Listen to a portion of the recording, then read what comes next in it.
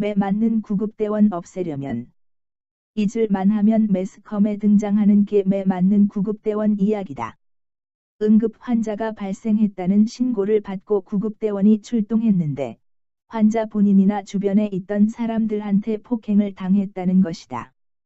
비슷한 사례로 매 맞는 의사나 희롱당하는 간호사나 욕 듣는 콜센터 상담원 이야기도 있다.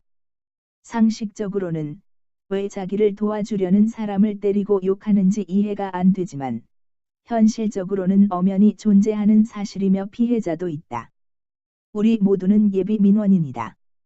언제든지 누구라도 구급차를 요청할 가능성이 있으며 콜센터에 전화해 문의할 가능성이 있다. 그러므로 이 문제에서는 우리 모두가 당사자다. 생각해보면 매를 맞거나 욕을 듣는 사례의 공통점은 모두 사람이 사람에게 서비스를 제공하는 과정에서 발생한다는 점이다. 사람과 사람이 부딪히면 갈등이 생기기 쉽다. 아무런 갈등이 생기지 않는 게 오히려 부자연스럽다. 부모와 자식 간에도 갈등이 생기고 가장 친한 친구끼리도 갈등이 생기는데 하물며 생면부지 구급대원과는 일러 무엇하리오다.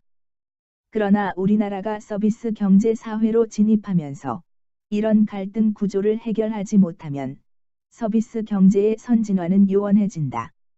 어쩌다 일어나는 작은 문제라고 방치하면 서비스 경제 전체에 연쇄적으로 나쁜 효과를 줄 수도 있다. 서비스는 데이터를 바탕으로 객관적으로 측정하는 과학이어야 한다. 그러나 동시에 서비스는 주관적이며 감성적으로 평가할 수 있어야 한다. 과학과 감성을 모두 만족하면서 수준 높은 서비스를 하려면 그 방법은 서비스의 가시화에서 찾아야 한다.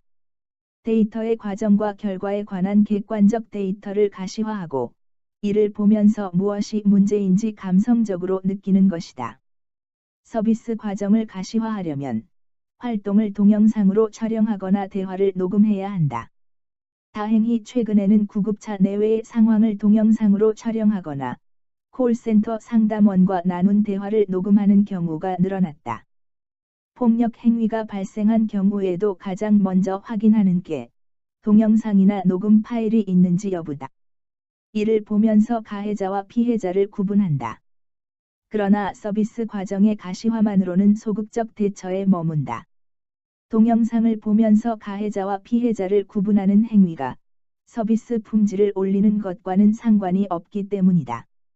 서비스 과정을 가시화하는 것이 구급대원에게 방어 수단이 될 수는 있지만 민원인이 원하는 서비스 품질을 보장하지는 않는다.